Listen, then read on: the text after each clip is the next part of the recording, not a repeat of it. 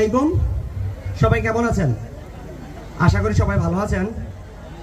বরকুল উদর উচ্চ বিদ্যালয়ের গৌরবের 25 বছরকে স্মরণ করার যেই প্রোগ্রাম, এই প্রোগ্রামে আমরা 2013 ব্যাচের সকল শিক্ষার্থী আসতে পেরে আমরা সকলে নিজেদেরকে ধন্য বলে মনে করছি। খুব কম সময় আমাদের হাতে আছে, তারপরও স্মৃতিচারণ যেহেতু করতে আসছি, একটু স্মৃতিচারণ করে নিই। আমার কাছে মনে হয় এই তো কিছুদিন আগে আমাদের শ্রদ্ধেয় স্বপন স্যার আমাদেরকে উপসর্গ কত প্রকার জিজ্ঞেস করে নিয়ে যে কি পিটানটা পিটাইলো, এটা তো আমাদের সামনে। আপনাদের মনে আছে কিনা আমি জানি না, অথবা ছোট ভাইরা যদি এরকম হয়ে থাকে তারা মিথ্যা বা যে কোনো প্রয়াস দিয়ে তারা এটা স্কিপ করে গেছে।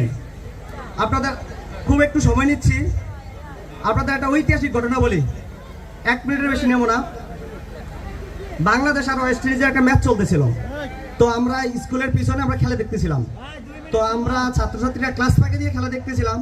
তো এমতো অবস্থায় আমরা সবাই একজন ঢুকতেছিলাম, আরেকজন বাইরেতে ছিলাম, একটা নক করে।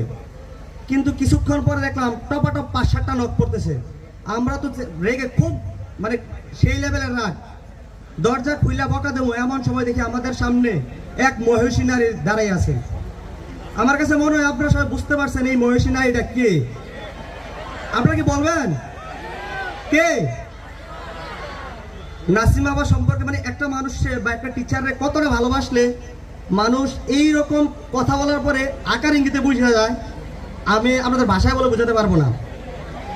তো আমাদের এই স্মৃতি, এই রোমন্থন আমাদেরকে আগামী 50 বছরের সময় যাতে আমরা সুবর্ণ জয়ন্তী পালন করতে পারি, সেটার জন্য একটা প্রয়াস তৈরি করে দেয়। সেটার জন্য আমরা ইনশাল্লাহ সবাই সচেষ্ট থাকবো যদি আল্লাহ বাঁচাই রাখেন। আর এই প্রোগ্রাম করতে গিয়ে যদি আমি ব্যক্তিগতভাবে কোনো ছোট ভাই বড় ভাই, মানে এটা আমার পার্সোনালি কথা আর কি, যদি ছোট ভাই বড় ভাই কারোর সাথে মিসবিহেভ করে থাকি কিংবা খারাপ আচরণ করে থাকি, আমাকে ক্ষমা সুন্দর দৃষ্টিতে দেখবেন। এই বলে আমাদের রজত জয়ন্তী প্রোগ্রামের সকল কমিটিকে ধন্যবাদ জানিয়ে আমি আমার বক্তব্য শেষ করছি। আল্লাহ হাফেজ, আসসালামু আলাইকুম। ইব্রাহিমকে অসংখ্য ধন্যবাদ সংক্ষিপ্ত বক্তব্য অতিরিক্ত সংক্ষিপ্ত করার জন্য। আচ্ছা।